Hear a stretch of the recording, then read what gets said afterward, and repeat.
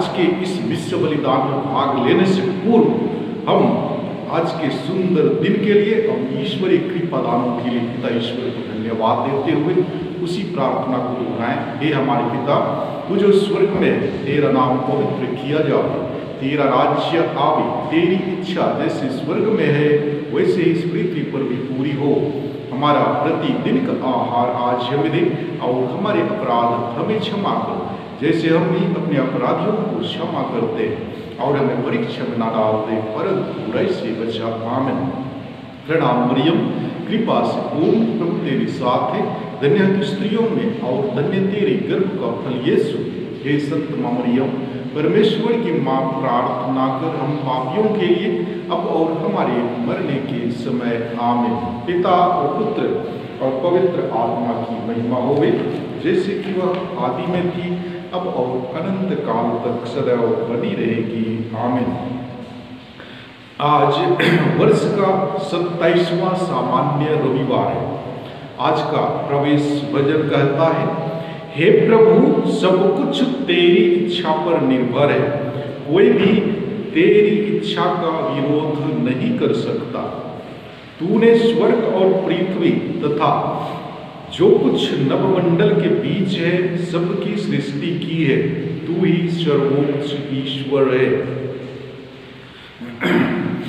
पिता और पुत्र और पवित्र आत्मा के नाम पर। आमीन। हमारे प्रभु यीशु ख्रिस्त की कृपा तथा ईश्वर का प्रेम और पवित्र आत्मा का साहचर्य आप सबों को प्राप्त हो और मुझको भी। आइए आज के इस विश्व बलिदान में भाग लेने से पूर्व हम अपने आप को तैयार करें, अपने पापों के लिए, कमजोरियों के लिए प्रभु से क्षमा की याचना करें, ताकि हम इस पवित्र बलि भोज में योग्य रीति से भाग ले सकें। साथ ही साथ अपने परिवार एवं व्यक्तिगत निवेदनों एवं जरूरतों को याद करें और प्रभु के पावन वेदी पर समर्पित करें। हम सब मिलकर बोले, हे भाइयों और बहनों, मैं सर्वशक्तिमान ईश्वर और आप लोगों के सामने स्वीकार करता हूँ कि मैंने मन, वचन और कर्म से तथा अपना कर्तव्य पूरा न करने से, अपने कसूर से, अपने भारी कसूर से घोर पाप किया है। इसलिए मैं नित्य कुमारी धन्य मरियम से, सब स्वर्गदूतों, संतों और आप लोगों से, हे भाइयों और बहनों, विनती करता हूँ कि आप लोग मेरे लिए प्रभु ईश्वर से प्रार्थना करें। तू पश्चाताप करने वालों को क्षमा प्रदान करने आया है, हे प्रभु दया कर। तू पापियों को बुलाने आया है, हे ख्रीस्त दया कर। तू पिता के दाहिने विराजमान होकर हमारे लिए प्रार्थना करता है, हे प्रभु दया कर। सर्वशक्तिमान ईश्वर हम लोगों पर दया करे, हमारे पाप क्षमा कर हमें अनंत जीवन प्रदान करे। आमीन। महिमा एक साथ बोलेंगे।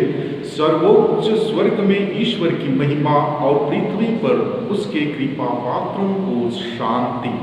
हे प्रभु ईश्वर, स्वर्ग के राजा, सर्वशक्तिमान पिता ईश्वर, हम तेरी प्रशंसा करते हैं, हम तुझे धन्य करते हैं, हम तेरी आराधना करते हैं, हम तेरी महिमा गाते हैं, हम तेरी अपार महिमा के कारण तेरा गुणगान करते हैं।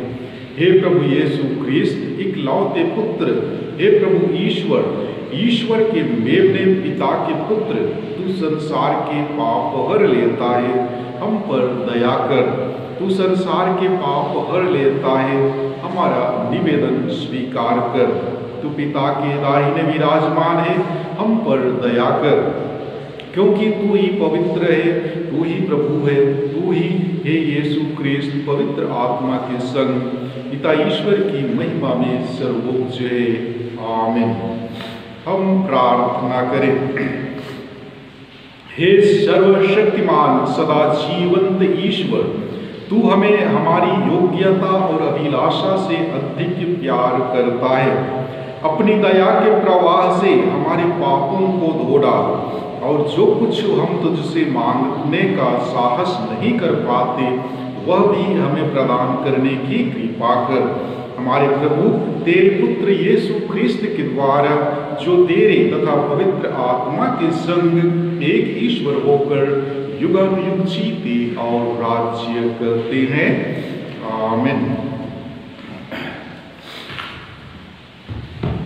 आज के पहले पाठ द्वारा माता कलीसिया हमें बतलाती है कि मानव जाति के फैलाव के लिए और हर नवजात शिशु के स्वाभाविक विकास के लिए ईश्वर ने विवाह का विधान किया है।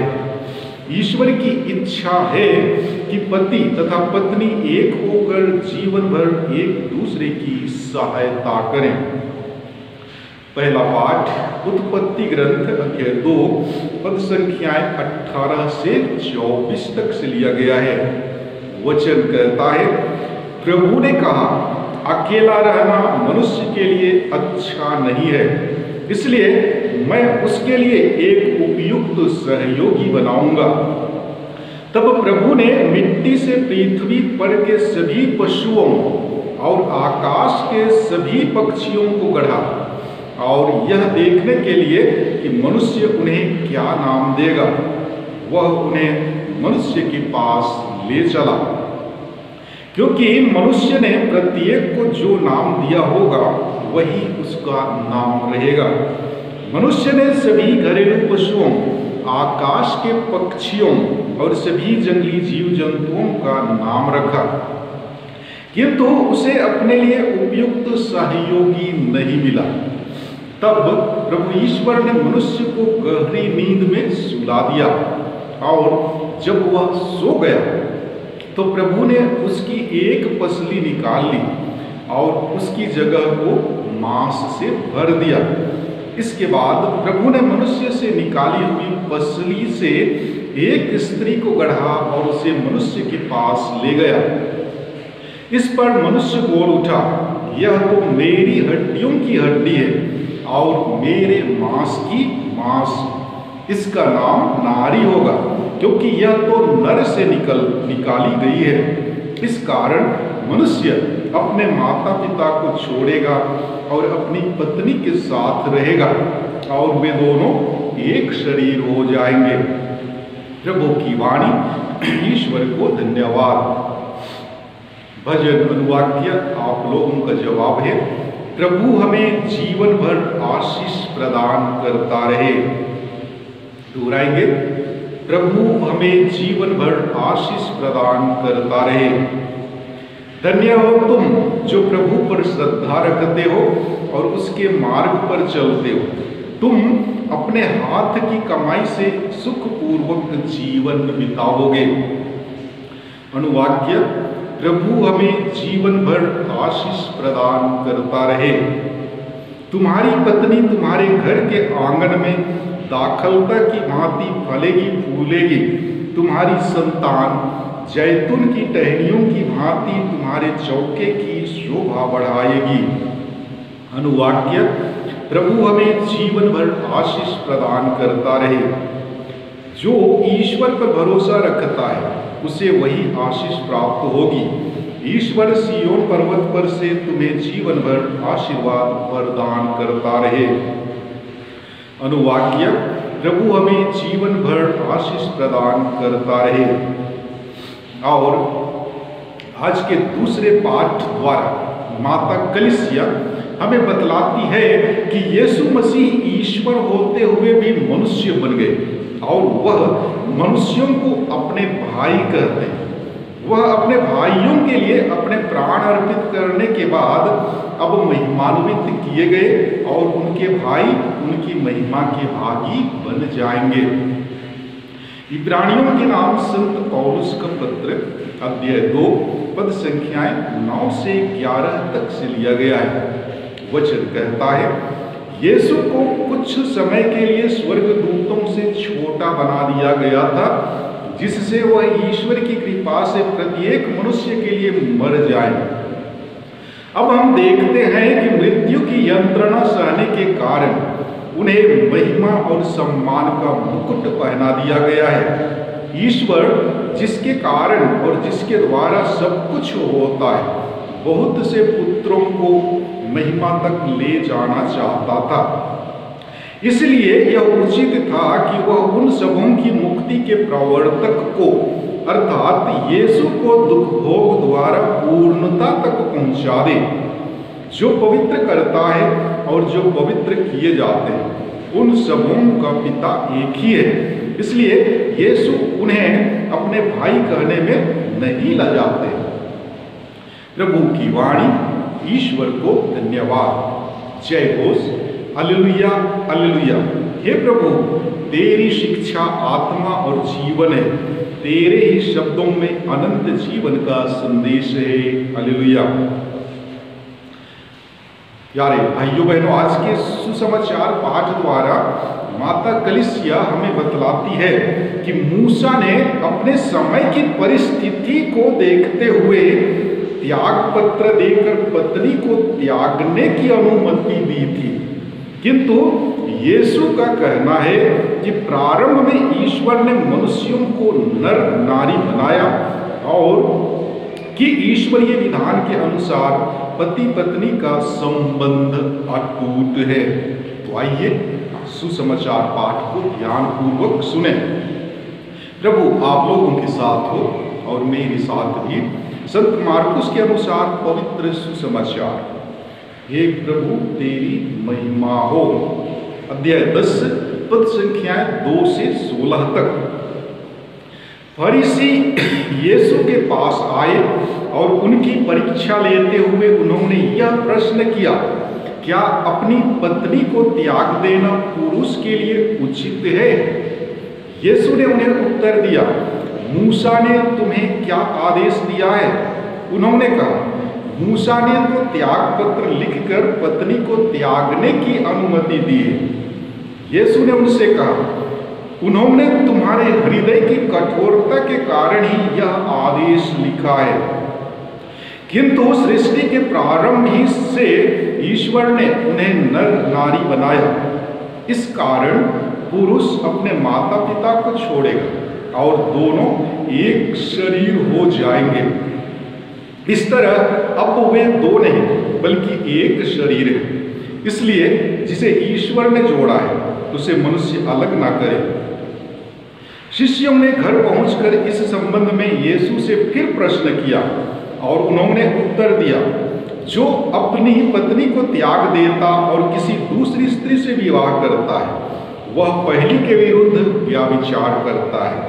और यदि पत्नी अपने पति को त्याग देती और किसी दूसरे पुरुष से विवाह करती है तो वह व्यभिचार करती है। लोग यीशु के पास बच्चों को लाते थे जिससे वह उन पर हाथ रख दें, परंतु शिष्य लोगों को डांटते थे। यीशु यह देखकर बहुत अप्रसन्न हुए और उन्होंने कहा, बच्चों को मेरे पास आने दो, उन्हें मत रोको, क्योंकि ईश्वर का राज्य उन जैसे लोगों का है। मैं तुमसे कह देता हूँ, जो छोटे बालक की तरह ईश्वर का राज्य ग्रहण नहीं करता वह उसमें प्रवेश नहीं करेगा। तब यीशु ने बच्चों को छाती से लगा लिया और उन पर हाथ रखकर आशीर्वाद दिया। प्रभु का सुसमाचार। हे ख्रिस्त तेरी स्तुति हो। प्यारे मसीह विश्वासियों, इस वैज्ञानिक युग में हम देखते हैं कि यदि किसी के साथ कोई संबंध और रिश्ता जोड़ते हैं, चाहे वह मित्रता का हो, भाई बहन का हो या पति पत्नी का रिश्ता हो, हमारा संबंध पवित्र, निष्कपट, प्यार भरा एवं मजबूत होना चाहिए। आज के पहले पाठ में मानव जाति के फैलाव के लिए और हर नवजात शिशु के स्वाभाविक विकास के लिए ईश्वर ने विवाह का विधान स्थापित किया है। ईश्वर की इच्छा है कि हर एक पति एवं पत्नी एक होकर जीवन भर एक दूसरे की सहायता करें। लेकिन जब हम हमारे आस पड़ोस में हो रही घटनाओं को देखते हैं तो हमें ज्ञात होता है कि आज के इस युग में विवाह के महत्व को लोग ठीक ढंग से नहीं समझ पाए हैं। इसीलिए पवित्र कलीसिया हम ख्रिस्तियों को पवित्र बाइबल वचन के द्वारा विवाह का सही अर्थ समझाने का प्रयत्न करती रहती है। जी हाँ, आज के पहले पाठ द्वारा हमें ज्ञात होता है कि विवाह एक संस्कार है, क्योंकि विवाह स्वयं ईश्वर द्वारा स्थापित संस्कार है। और हम सभी जानते हैं कि विवाह एक पवित्र बंधन है। दूसरे शब्दों में कहें तो विवाह एक अटूट बंधन है, अर्थात विवाह कभी नहीं टूटने वाली बंधन है। क्योंकि आज के पहले पाठ के अंतिम वाक्य में हमने सुना जहां प्रभु का वचन कहता है, इस कारण पुरुष अपने माता पिता को छोड़ेगा और अपनी पत्नी के साथ रहेगा और वे दोनों एक शरीर हो जाएंगे। लेकिन इस युग में हम देखते हैं कि कई जोड़े ऐसे हैं जो विवाह के 1 महीने बाद या 1 साल बाद या फिर कई सालों तक एक साथ रहने के बावजूद भी, यहाँ तक कि 3-4 बच्चों के माता पिता बन जाने के बाद भी एक दूसरे से अलग हो जाते हैं। यह ऐसा क्यों होता है? क्या कारण है कि पति पत्नी एक दूसरे से अलग हो जाते हैं? कारण और कुछ नहीं, वे विवाह के सही मतलब को नहीं समझ पाए हैं। प्यारे भाइयों एवं बहनों, हम ख्रिस्तीय जानते हैं कि जब तक पति जीवित है, पत्नी दूसरे के साथ विवाह संबंध नहीं स्थापित कर सकती है, और पत्नी के जीवित रहते पति दूसरी स्त्री के साथ विवाह नहीं कर सकता है। ये सब जानते हुए भी हमारे ख्रिस्तीय समाज में ऐसी घटनाएं देखने को मिलते हैं। हमारे देश के नियम में हालांकि तलाक लेने और तलाक देने का नियम है, लेकिन उसके लिए उचित एवं स्पष्ट कारण की जरूरत होती है। लेकिन हमारे कैथोलिक कलीसिया में तलाक का नियम नहीं है, परंतु पति पत्नी एक साथ नहीं रह सकते तो उनके लिए उचित कारण खोजकर पहले वाले विवाह को अमान्य घोषित किया जाता है। तब जाकर वे कलीसिया में दूसरी बार विवाह आशीष ग्रहण कर सकते हैं। प्यारे भाइयों एवं बहनों, विवाह बंधन के टूटने का कारण क्या हो सकता है? शायद एक दूसरे पर विश्वास की कमी।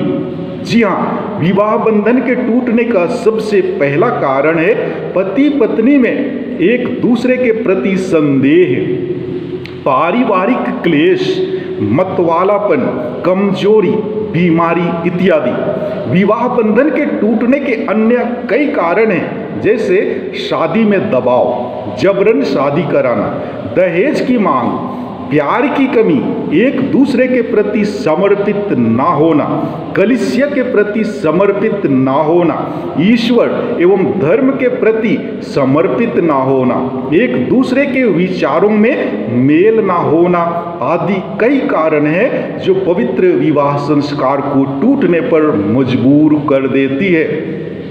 जी हाँ, आज भी हमारे कैथोलिक कलीसिया में ऐसे बहुत से लोग हैं जो पहली शादी को तोड़कर दूसरी औरत या दूसरे पुरुष के साथ जीवन यापन कर रहे हैं। ऐसे लोगों को यदि कैथोलिक कलीसिया का सदस्य बने रहने की इच्छा है तो बहुत ही लंबी इंतजार करना होता है। इसलिए आपसे आग्रह करता हूं कि कृपया अपने बच्चों को इस बाबत में अच्छी शिक्षा दें। शादी करना प्रकृति का नियम है। आप किसी भी जाति धर्म के लोगों से विवाह के बंधन में जुड़ सकते हैं, लेकिन अपने भविष्य के बारे में सोचें। आप जिसके साथ विवाह करने जा रहे हैं, क्या भविष्य में खुश रहेंगे? यदि आप एक कैथोलिक हैं और आप एक गैर कैथोलिक से या गैर ईसाई से शादी करना चाहते हैं तो आपको कोई रोक नहीं सकता है, क्योंकि जिंदगी आपको बिताना है। लेकिन ये भी याद रखें कि यदि आप कैथोलिक चर्च में विवाह आशीष चाहेंगे तो शायद उस तरह की शादी आशीष नहीं दी जाती है जिस तरह से 2 कैथोलिकों को शादी आशीष दिया जाता है। उसके लिए आपको कैथोलिक कलीसिया द्वारा निर्धारित नियम के तहत आशीष दिया जाएगा। और आज के सुसमाचार में यीशु कहते हैं कि जीवन की नींव और पति पत्नी का संबंध एक शरीर की तरह मजबूत और एक होना चाहिए। ईश्वरीय विधान के अनुसार पति पत्नी का संबंध अटूट है। मनुष्य की इच्छाएं और आवश्यकताएं अंतहीन है, उनकी पूर्ति करना असंभव है। जीवन की सुंदरता, सार्थकता, सफलता इसी में है। जो वस्तु हमारे पास है उसी से हम वैसे ही खुश रहें जैसे गुलाब के फूल को देखकर खुश हो जाते हैं और कांटों पर हमारा ध्यान ही नहीं जाता। इसलिए प्रभु की कृपा के लिए हमेशा प्रार्थना करते रहें। और आज के दूसरे पाठ में हम देखते हैं कि यीशु ईश्वर होते हुए भी मनुष्य बन गए और वह मनुष्यों को अपना भाई कहते हैं। उन्होंने अपने भाइयों के लिए अपने प्राण अर्पित कर दिए ताकि उनके भाई उनकी महिमा के भागी बन जाएं। इसी तरह एक पति और पत्नी के बीच संबंध होना चाहिए। जी हाँ, जिस तरह प्रभु यीशु संपूर्ण मानव जाति को प्यार किए और प्रेम के खातिर अपने को क्रूस पर अर्पित कर दिए, उसी प्रकार पति पत्नी का भी संबंध होना चाहिए। उन्हें सदैव एक दूसरे के लिए मर मिटने के लिए तैयार रहना चाहिए, ना कि एक दूसरे से अलग होने के लिए। हम प्रार्थना करें कि ईश्वर सभी विवाहित जोड़ों पर अपनी आशीष बरसाए, विशेषकर उन लोगों पर जो एक दूसरे से अलग हो गए हैं, तलाक की कामना करते हैं। ऐसे लोगों पर ईश्वर की विशेष आशीष प्राप्त हो। आमीन। आइए हम अपने विश्वास को प्रकट करें। हम स्वर्ग और पृथ्वी के सृष्टिकर्ता सर्वशक्तिमान पिता ईश्वर में विश्वास करते हैं और उसके इकलौते पुत्र हमारे प्रभु यीशु ख्रिस्त में हम विश्वास करते हैं, जो पवित्र आत्मा के द्वारा गर्भ में आए और कुंवारी मरियम से जन्मे। उन्होंने पोंतियुस पिलातुस के शासन काल में दुख भोगा, वह क्रूस पर चढ़ाए गए, मर गए, दफनाए गए और अधोलोक में उतरे। वह तीसरे दिन मृतकों में से जी उठे, स्वर्ग गए, सर्वशक्तिमान पिता ईश्वर के दाहिने विराजमान हैं और वहाँ से जीवितों और मृतकों का न्याय करने आएंगे। हम पवित्र आत्मा, पवित्र कैथोलिक कलीसिया, धर्मियों की सहभागिता, पापों की क्षमा, शरीर के पुनरुत्थान और अनंत जीवन में विश्वास करते हैं। आमीन। प्यारे भाइयों एवं बहनों, जब फरीसियों ने मूसा की संहिता का जिक्र करते हुए यीशु से पत्नी का परित्याग करने के विषय में पूछा, तो यीशु ने उनके हृदय की कठोरता का हवाला देते हुए पत्नी का परित्याग करने की अनुमति नहीं दी। विवाह ईश्वर द्वारा नियत एक पवित्र योजना है। अतः प्रभु यीशु के माध्यम से अपनी समस्त आवश्यकताओं को पिता ईश्वर के समक्ष रखकर हम उससे प्रार्थना करें और कहें, हे पिता, हमारी प्रार्थना सुन। हम अपने संत पिता, अपने सभी धर्माध्यक्षों, पुरोहितों और धर्म संघियों के लिए प्रार्थना करें कि कलीसिया के अगुआ या मार्गदर्शक के रूप में वे सभी ख्रिस्तीय परिवारों की सुध लें, समय समय पर जाकर उनसे मिलें और उनमें जो खामियां या कमजोरियां हैं उन्हें सुलझाएं। इसके लिए हम पिता ईश्वर से प्रार्थना करें और कहें, हे पिता, हमारी प्रार्थना सुन।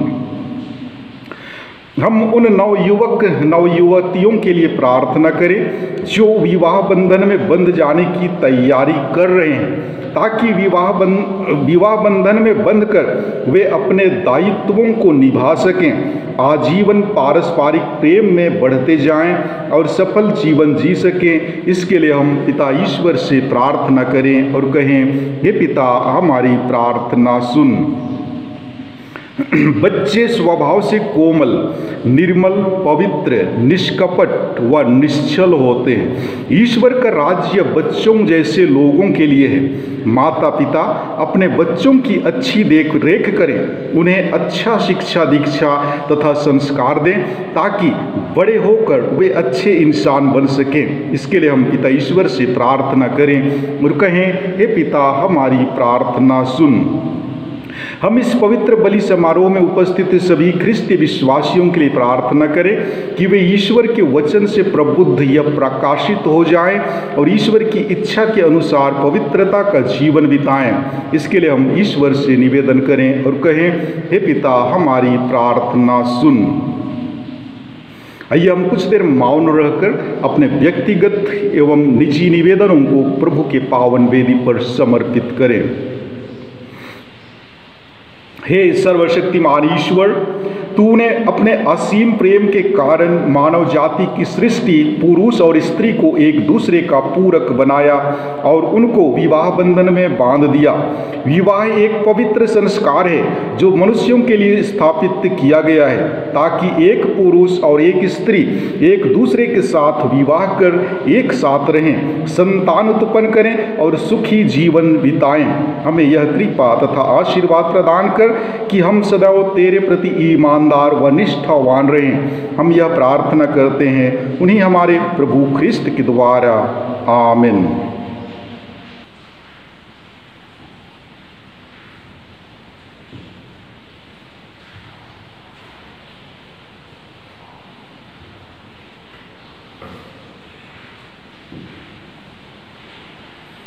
धन्य है तू सकल सृष्टि के प्रभु ईश्वर। यह रोटी जिसे हम तुझे चढ़ाते हैं हमें तेरी उदारता से मिली है। यह पृथ्वी की उपज है और मनुष्य के परिश्रम का फल।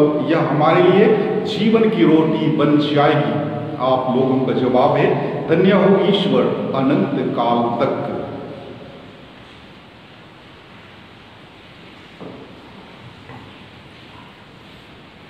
इस जल तथा दाखरस के रहस्य द्वारा हम ख्रिस्त के ईश्वरत्व के भागी बन जाएं, जो हमारे लिए दीन मनुष्य बन गए। धन्य है तू सकल सृष्टि के प्रभु ईश्वर। यह दाखरस जिसे हम तुझे चढ़ाते हैं हमें तेरी उदारता से मिला है। यह दाखलता की उपज है और मनुष्य के परिश्रम का फल। यह हमारे लिए आध्यात्मिक पेय बन जाएगा। आप लोगों का जवाब, धन्य है ईश्वर अनंत काल तक। हे प्रभु, हम अपने को दीनहीन समझते और हृदय से पश्चाताप करते हैं। हम पर दया कर। हे प्रभु ईश्वर, तू आज हमारा यह बलिदान ग्रहण कर। हे प्रभु, मेरा अपराध क्षमा कर, मुझ पापी को शुद्ध कर। भाइयों बहनों, प्रार्थना कीजिए कि सर्वशक्तिमान पिता ईश्वर मेरा और आप लोगों का यह बलिदान स्वीकार करे। प्रभु अपने नाम की स्तुति तथा महिमा के लिए और हमारे तथा अपने समस्त पवित्र कलीसिया के लाभ के लिए मेरे हाथों से यह बलिदान स्वीकार करें। आमीन। हे प्रभु, यह बलिदान स्वीकार कर जिसे चढ़ाने का आदेश तूने दिया है। तेरी सेवा में हम जिस पवित्र संस्कार का अनुष्ठान कर रहे हैं वह हमें पवित्र बनाए और हमारी मुक्ति करे। हम यह प्रार्थना करते हैं अपने प्रभु ख्रिस्त के द्वारा। आमीन। प्रभु आप लोगों के साथ हो और मेरे साथ भी। प्रभु में मन लगाइए। हम प्रभु में मन लगाए हुए हम अपने प्रभु ईश्वर को धन्यवाद दें। यह उचित और न्याय संगत है। हे पवित्र प्रभु पिता, सर्वशक्तिमान और शाश्वत ईश्वर, यह वास्तव में उचित और न्याय संगत है। हमारा कर्तव्य तथा कल्याण है कि हम सदा और सर्वत्र तुझे धन्यवाद दें। जो पुत्र पुत्रियां पाप के कारण तुझ से दूर भटक गए थे उनको अपने पुत्र के रक्त और पवित्र आत्मा के सामर्थ्य से तूने पुनः अपने पास एकत्र किया, ताकि जैसे पवित्र त्रित्व एक है वैसे ही उसके प्रभाव से तेरी प्रजा भी एक बने और कलीसिया तेरी बहुविध प्रज्ञा की स्तुति में ख्रिस्त के शरीर तथा पवित्र आत्मा के मंदिर के रूप में प्रकट हो जाए।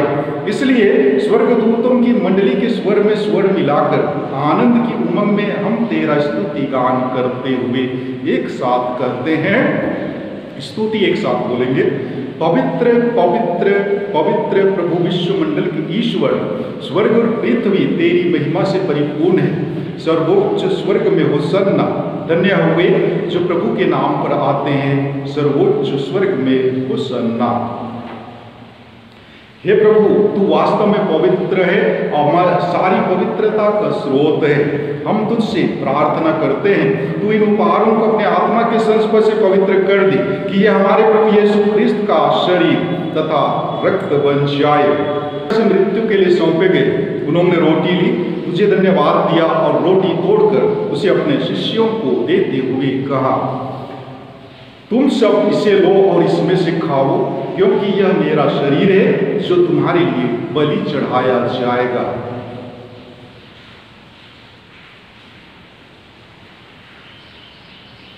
इसी भांति भोजन के बाद उन्होंने कटोरा लिया, तुझे धन्यवाद दिया और उसे अपने शिष्यों को देते हुए कहा, तुम सब इससे लो और इसमें से पियो, क्योंकि यह मेरे रक्त का कटोरा है, नवीन और अनंत व्यवस्थान का रक्त जो तुम्हारे और बहुतों के पापों की क्षमा के लिए बहाया जाएगा।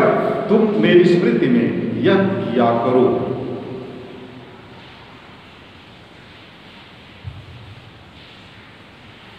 विश्वास का रहस्य। हे प्रभु, हम तेरी मृत्यु और पुनरुत्थान की घोषणा तेरे पुनरागमन तक करते रहेंगे। इसलिए हे प्रभु, हम ख्रिस्त की मृत्यु और पुनरुत्थान की स्मृति में तुझे जीवन की रोटी और मुक्ति का कटोरा चढ़ाते हैं। हम तुझे धन्यवाद देते हैं कि तूने हमें अपने सम्मुख उपस्थित होने और अपनी सेवा करने का सौभाग्य प्रदान किया है। हमारा नम्र निवेदन है कि हम सब ख्रिस्त का शरीर और रक्त ग्रहण करके पवित्र आत्मा के द्वारा एकता के सूत्र में बंधे रहें। हे प्रभु, हमारे संत पिता फ्रांसिस, हमारे धर्माध्यक्ष आनंद जोजो और सभी याजकों के साथ विश्व भर में फैली अपनी कलीसिया की सुधीले तथा इसे प्रेम में सिद्ध बना दे। हमारे उन भाई बहनों की भी सुधीले जो पुनरुत्थान की आशा में परलोक को सिधार चुके हैं, उन्हें और सभी मृतकों को अपने दर्शन का सौभाग्य प्रदान कर हम सब पर दया दृष्टि डाल कि हम भी अनंत जीवन के सहभागी बने और ईश्वर की माता धन्य कुमारी मरियम, उनके वर धन्य योसेफ, धन्य प्रेरितों तथा सब संतों के साथ जो युग युग में तेरे प्रति विश्वस्त बने रहे, तेरी स्तुति और महिमा कर सके तेरे पुत्र यीशु ख्रिस्त के द्वारा। आइए हम एक साथ मिलकर पवित्र तत्व की स्तुति और महिमा करें।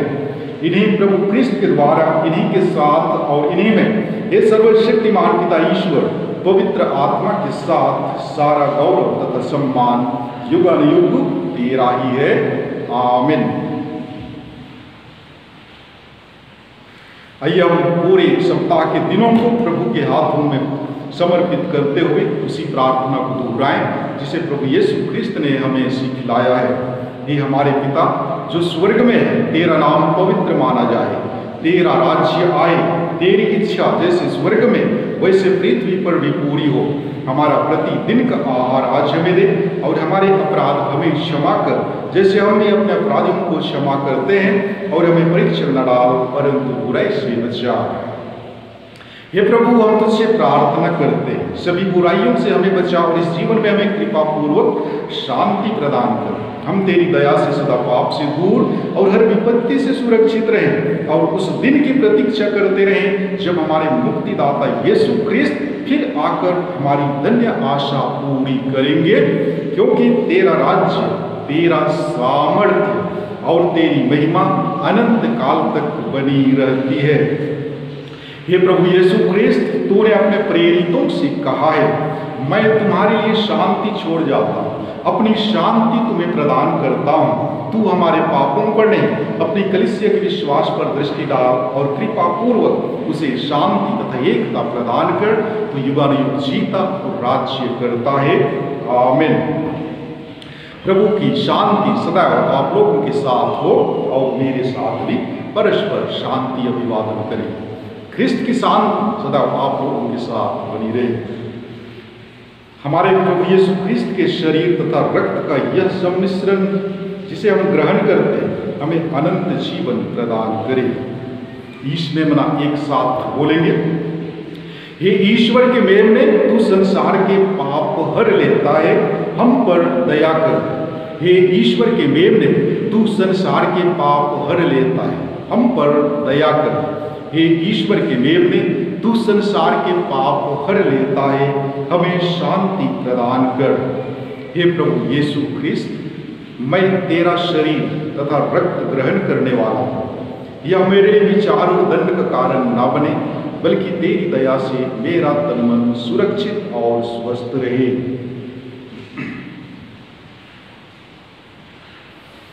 देखिए ईश्वर का मेमना, इन्हें देखिए जो संसार के पाप को भर लेते हैं। धन्य हुए जो मेमने के भोज में बुलाए गए हैं। हे प्रभु, मैं इस योग्य नहीं हूं कि तू मेरे यहाँ आए, किंतु एक ही शब्द कह दे और मेरी आत्मा चंगी हो जाएगी। ख्रिस्त का शरीर और रक्त अनंत जीवन के लिए मेरी रक्षा करता रहे। आमीन।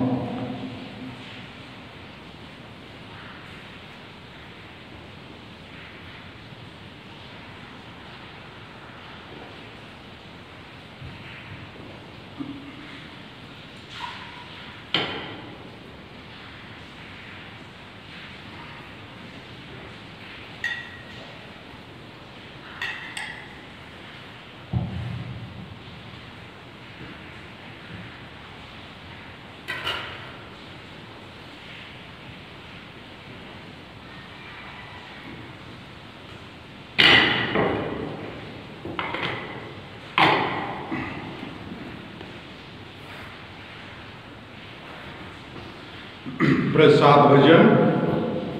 जो प्रभु पर भरोसा रखता और उसकी खोज में लगा रहता है, उसके लिए प्रभु भला है। हम प्रार्थना करें। हे सर्वशक्तिमान ईश्वर, यह संस्कार हमें तृप्त करके बल प्रदान करे, यह हमें ख्रिस्त के अनुरूप बना दे जिनको हम ग्रहण करते हैं। यह वर दे उन्हीं हमारे प्रभु ख्रिस्त के द्वारा। आमीन। प्रभु आप लोगों के साथ हो और मेरे साथ भी। सर्वशक्तिमान ईश्वर पिता, पुत्र, पवित्र आत्मा आप सबों को आशीर्वाद प्रदान करे और मुझको भी। आमीन। आप लोग विदा लें। मिस्सा संपन्न हुआ। ईश्वर को धन्यवाद। आइए आज के पूरे दिन को प्रभु के हाथों में समर्पित करें। माता मरियम की मध्यस्थता द्वारा प्रार्थना करें।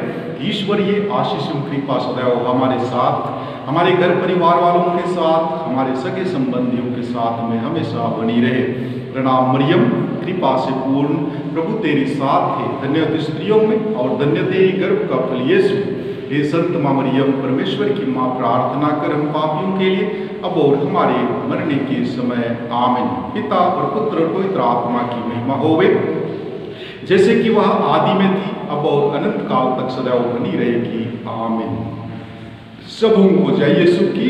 ईश्वर की आशीष एवं कृपा आप लोगों के साथ हो। आमीन।